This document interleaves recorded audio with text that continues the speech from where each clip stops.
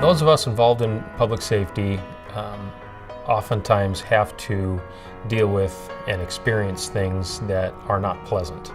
Even though you know what you're getting yourself into, sometimes going out there and seeing the worst in people, and especially in law enforcement, seeing sometimes the worst that society has to offer. Early on in my career, there's no outlet for us. I was always told to suck it up, be professional, don't take anything personal, but it's hard to. Public safety, whether peace officers or firefighters, they're taking that burden upon themselves. You cannot do this job and interact with people and be who they need you to be and be the person you have to be and not change. You will change. When I came to law enforcement, not only was I exposed to the evil in the world firsthand, but I was exposed to those who were exposed to it firsthand, and the effects that it has on our law enforcement personnel.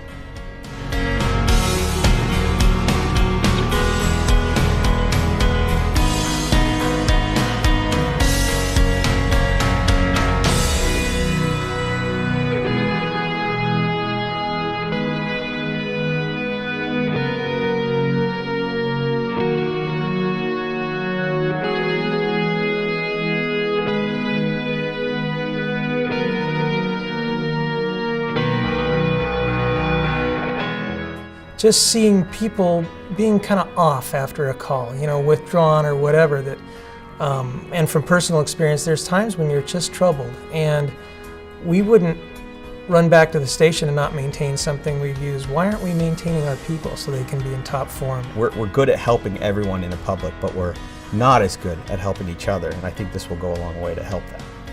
It really works to have a program that's formalized where the peer supporters are available all the time, and if someone has an issue or works a call that's painful, they can go ahead and reach out to somebody who's working with them on that shift.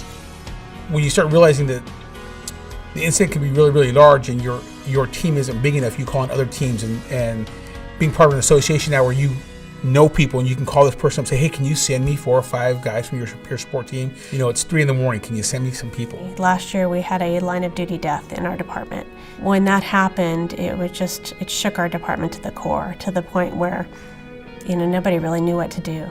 A quick phone call to the counseling team, got peer support groups from several agencies in the local area. And those folks were at our department within hours and just kind of there in the background doing whatever needed to be done. Kind of seamlessly, almost invisible, but having been involved in peer support, I saw what a huge benefit it was to us. And we're so grateful to have had those relationships with those departments, and we've built stronger relationships with those departments going forward, and just can't say enough about what those folks did for us and continue to do for us on a regular basis. You might have a peer that's working in a station where something critical happens. They're too close to the incident and you need to have other people come in. So to have other departments be trained up and all speaking this certain language, and understanding is a huge benefit.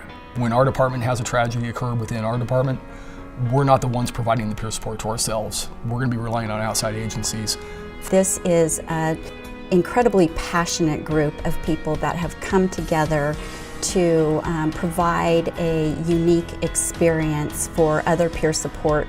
Empathy is the pathway for trauma to be vicariously transferred to our officers. The biggest thanks that I get is somebody that I don't particularly know well. They'll come up to me and say thank you for this program. The fact that I've been honored and blessed to be in public safety and working for the fire service and serving civilians as long as I have has been a very amazing career. But to take it one step further, to turn it around and be able to be in constant service of those that serve has been icing on the cake.